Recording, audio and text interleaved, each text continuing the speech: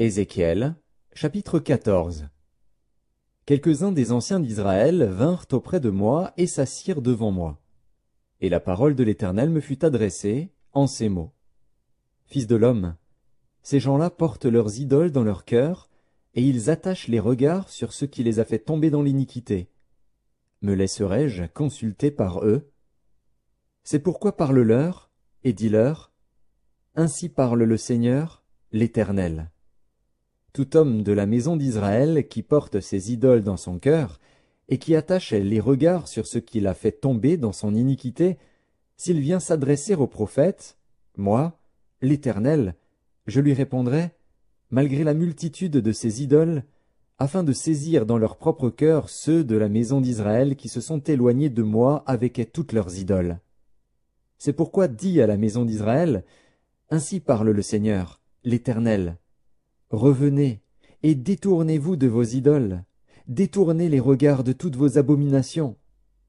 Car tout homme de la maison d'Israël, ou des étrangers séjournant en Israël, qui s'est éloigné de moi, qui porte ses idoles dans son cœur, et qui attache les regards sur ce qu'il a fait tomber dans son iniquité, s'il vient s'adresser au prophète pour me consulter par lui, moi, l'Éternel, je lui répondrai par moi. Je tournerai ma face contre cet homme, je ferai de lui un signe et un sujet de sarcasme, et je l'exterminerai du milieu de mon peuple. Et vous saurez que je suis l'Éternel. Si le prophète se laisse séduire, s'il prononce une parole, c'est moi, l'Éternel, qui aurai séduit ce prophète. J'étendrai ma main contre lui, et je le détruirai du milieu de mon peuple d'Israël. Ils porteront ainsi la peine de leur iniquité. La peine du prophète sera comme la peine de celui qui consulte, afin que la maison d'Israël ne s'égare plus loin de moi, et qu'elle ne se souille plus par toutes ses transgressions. Alors ils seront mon peuple, et je serai leur Dieu, dit le Seigneur, l'Éternel. La parole de l'Éternel me fut adressée en ces mots.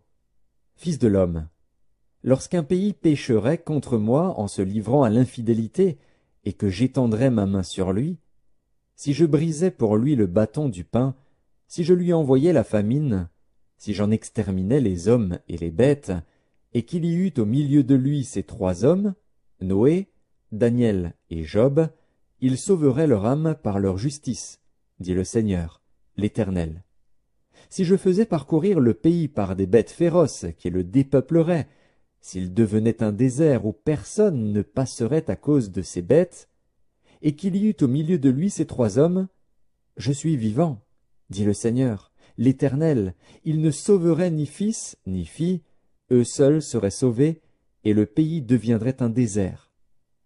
Ou si j'amenais l'épée contre ce pays, si je disais, que l'épée parcourt le pays, si j'en exterminais les hommes et les bêtes, et qu'il y eût au milieu de lui ces trois hommes, je suis vivant, dit le Seigneur, l'Éternel, il ne sauverait ni fils ni fille, mais eux seuls seraient sauvés.